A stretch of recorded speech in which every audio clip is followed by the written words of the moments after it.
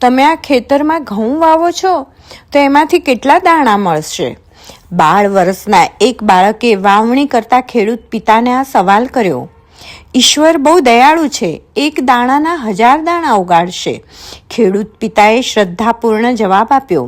પિતાની આ વાત નાનકડા બાળકના મનમાં ઠસી ગઈ અને બીજા દિવસે સવારે આ નાનો છોકરો પંજાબના ખેતરની માટીમાં કારતૂસ વાવતો હતો. પિતાએ પૂછ્યું, આ શું કરે છે? એ બાળકે કહ્યું, કારતૂસ બો રહા હું તાકી એક દિન ધરતી બંદૂક ઉગલેગી. આવો વટવાળો જવાબ આપનાર એ બાળકનું નામ હતું ભગતસિંહ. પિતા કિશનસિંહ સંધુ અને માતા વિદ્યાવતી કૌરનો આ ભગત વીરતાના સંસ્કારો ગળથુથીમાંથી લઈને જ 28 સપ્ટેમ્બર 1907ના રોજ આ પૃથ્વી પર આવ્યો હતો. બાળક ભગતસિંહ જલિયાવાલા હત્યાકાંડ પછી દ્રવી ઉઠે છે અને આગળ જતા શહીદે આઝમ તરીકે પંકાઈ જાય. લાલા લજપતરાયને મારનાર અંગ્રેજ અધિકારી સોન્ડર્સની હત્યા કરે, એસેમ્બલીમાં બોમ્બ ધડાકો કરી અંગ્રેજોના હોશ ઉડાડે અને અંતે હસતા મોઢે આજના દિવસે 23 માર્ચે 1931ના રોજ ફાંસીએ પણ ચડી જાય. ઉપયુક્ત વાતો તો આપણે બધા જ જાણીએ છીએ. ઉપરથી ભગતસિંહને ઓળખનારા છાશવારે કહેતા ફરે કે અમે ભગતસિંહના માર્ગે આંદોલન કરીશું. શું સિસ્ટમનો વિરોધ કરવો એ જ ભગતસિંહનો માર્ગ હતો? અંધાધૂંધ ગોળીઓ ચલાવી લોહીની નદીઓ વહાવવી એ જ ભગતસિંહનું હોવાપણું હતું? હરગીઝ નહીં.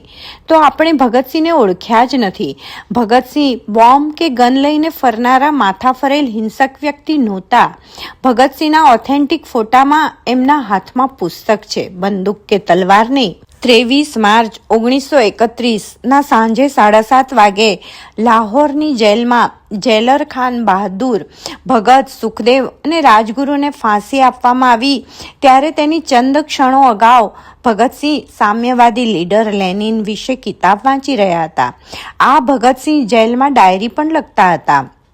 જેલવાસમાં 440 પાના ભરીને અસ્પૃશ્યતા અને કોમવાદ વિરુદ્ધ પણ તેમણે લખેલું છે. માત્ર મરવા કે મારવાની વાત કરનાર ભગતસિંહ કોઈ મનોરોગી નહોતા.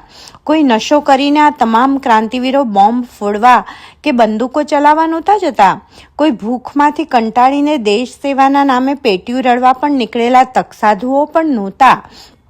આ તમામ ક્રાંતિવીરો શિક્ષિત હતા, નિશ્ચિત લક્ષ્ય સાથે નીકળ્યા હતા. મૃત્યુ તેમના માટે બાય ફોર્સ નહીં, બાય ચોઇસ હતું. ભગતસિંહ માત્ર દેશભક્ત જ નહીં પરંતુ એક અધ્યયનશીલ વિચારક પણ હતા. તેઓ સારા કવિ, લેખક, દાર્શનિક અને ચિંતક પણ હતા. તેમણે માત્ર 24 વર્ષની ઉંમરમાં ફ્રાન્સ, આયર્લેન્ડ અને રૂસની ક્રાંતિઓનું વિશાળ અધ્યયન કર્યું હતું. માર્ક્સવાદ અને રશિયાની બોલ્શેવિક ક્રાંતિથી પ્રભાવિત થયેલા હતા.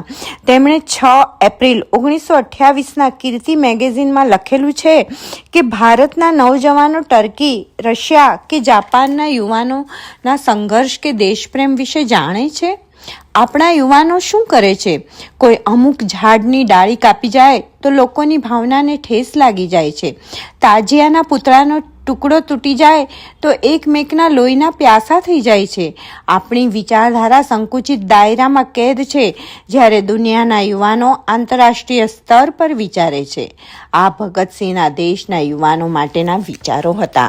ભગતસિંહ ઉર્દુ, અંગ્રેજી, હિન્દી, પંજાબી, સંસ્કૃત તથા આયરિશ ભાષાના મર્મજ્ઞ હતા. અકાલી અને કીર્તિ નામના 2 પત્રોનું સંપાદન તેમણે કર્યું હતું. અર્જુન અને પ્રતાપ સામયિકમાં સંવાદદાતા તરીકે કાર્ય કર્યું હતું. તેઓ ખૂબ સારા લેખક પણ હતા. વેબ સિરીઝ શબ્દનો જન્મ પણ નહોતો થયો ત્યારે ભગતસિંહે અશફાક ઉલ્લા ખાન અને રામપ્રસાદ બિસ્મિલનું કાકોરી ટ્રેનનું પરાક્રમ એ મથાળા હેઠળ હપ્તાઓ સુધી અલગ અલગ સામયિકમાં લખ્યું અને લોકો સુધી એ વાત પહોંચાડી. આજે ભગતસિંહને જાણ્યા વગર જ સોશિયલ મીડિયામાં તેમને માત્ર ને માત્ર ક્રાંતિવીર અને હિંસાવાદી તરીકે ચિતરવામાં આવે છે. સશસ્ત્ર ક્રાંતિકારી ભગતસિંહ અહિંસક ગાંધીજીને પણ માન આપતા હતા. જૂન 1928 કીર્તિ મેગેઝિનમાં બારડોલી સત્યાગ્રહ અને કિસાન આંદોલન વિશે તેમણે લેખમાં તેમણે 3 વાર ગાંધીજીનો મહાત્મા તરીકેનો ઉલ્લેખ કરેલો છે અને દેશના યુવાનોને તેઓ ગાંધી ચિંધ્યા અહિંસક અહિંસક આંદોલનમાં જોડાવા આહવાન પણ કરતા હતા. આ વાત ભગતસિંહ કે દસ્તાવેજમાં વાંચવા મળે છે. કાર્લ માર્ક્સના પણ તેઓ ફેન હતા. 1922માં ગોરખપુરના ચૌરાચૌરી કાંડમાં 23 પોલીસ કર્મીઓને માળી મૂક્યા. ત્યારબાદ ભગતસિંહનો માર્ગ બદલાઈ ગયો અને સશસ્ત્ર ક્રાંતિના માર્ગે વળી ગયા. પરંતુ એ જ ભગતસિંહે ગાંધીજીની પ્રેરણાથી જેલમાં કુલ 116 દિવસ ઉપવાસ પણ કરેલા, જેની સંખ્યા ગાંધીજીના કુલ ઉપવાસોથી પણ વધુ હતી એવું ખુદ ગાંધીજીએ કબૂલ્યું છે.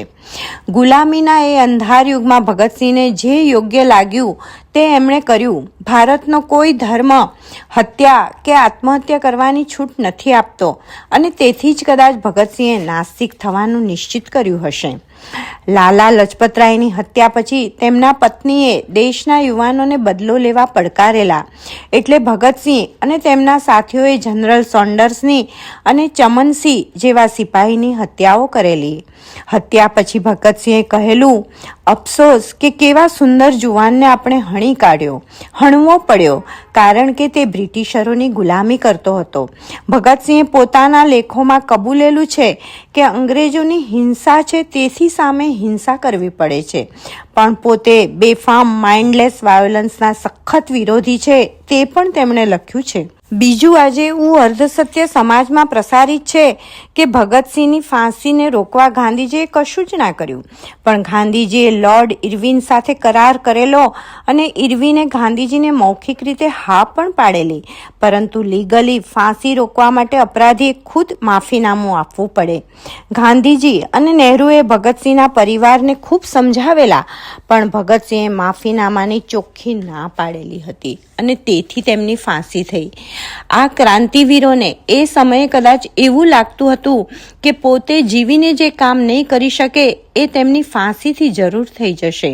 જુવાનો ઉશ્કેરાશે, ચળવળો થશે અને રશિયા જેવી સશસ્ત્ર ક્રાંતિ સર્જાશે અને ભારત ગુલામીમાંથી મુક્ત થશે. જીવનનો મોહ તો કોને ન હોય, પરંતુ માં ભારતીને મુક્ત કરવાનો મોહ જ્યારે જીવનના મોહ કરતાં વધી જાય ત્યારે જિંદગી હસતા મોઢે ફાંસીએ ચડી જાય અને તેથી જ મર્યા પછી પણ અમર થઈ ગયા એ શહીદો. રામપ્રસાદ બિસ્મિલની આત્મકથા અને ઉર્દૂ શેરો શાયરીની ભગતસિંહ પર જબરી અસર હતી. પોતાના સૌથી નાના ભાઈ કુલતારસિંહને અંતિમ પત્રમાં ભગતસિંહ લખે છે, દહર સે ક્યું ખફા રહે, ચરખ કા ક્યું ગિલા કરે, સારા જહાં અદુ સહી, આવો મુકાબલા કરે. કઈ દમ કા મહેમાન હું એ અહલે મહેફિલ, ચરાગે સહર હું બુझा चाहता हूँ.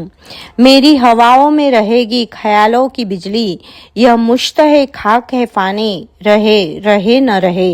अच्छा रुखसत खुश रहो अहले वतन, हम तो सफर करते हैं. ભગતસિંહના અંતિમ પત્રમાં ક્યાંય તેમણે કરેલા કાર્ય માટે ગ્લાનિ નથી. મરવા માટેની તત્પરતા અને જોશ સ્પષ્ટ વર્તાય છે. નવી પેઢીએ ભગતસિંહમાંથી દ્રઢ નિશ્ચય અને દેશભક્તિ આ બે જ વસ્તુ શીખવાની છે.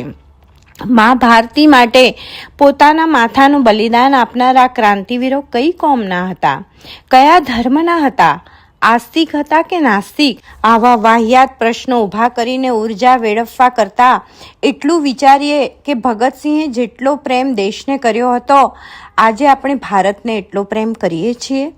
જે આઝાદી માટે દેશના 23-24 વર્ષના જુવાનો વેતરાઈ ગયા, એ આઝાદી શું સોશિયલ મીડિયાની બેફામ પોસ્ટ માટેની જ હતી? ડ્રગ્સ કે ડ્રિંક્સ પીવા માટેની જ હતી? સંબંધોને યુઝ એન્ડ થ્રો કરવા માટે જ હતી? જિંદગીને શું માત્ર ડસ્ટબિન બનાવવાની હતી? પ્રેમના નામે કોઈના ગળા કાપવા માટેની જ આઝાદી હતી આ શું? ભગતસિંહના જીવનમાંથી શું શીખવું, શું જીવનમાં ઉતારવું એ તો વ્યક્તિગત વિવેક ઉપર છે. શહીદોના ફોટા પર માત્ર હાર ચડાવવાથી, રીલ બનાવવાથી કે પ્રોફાઇલમાં માત્ર તેમના ફોટા મૂકવાથી સ્વતંત્રતાનો કેફ ન ચડે.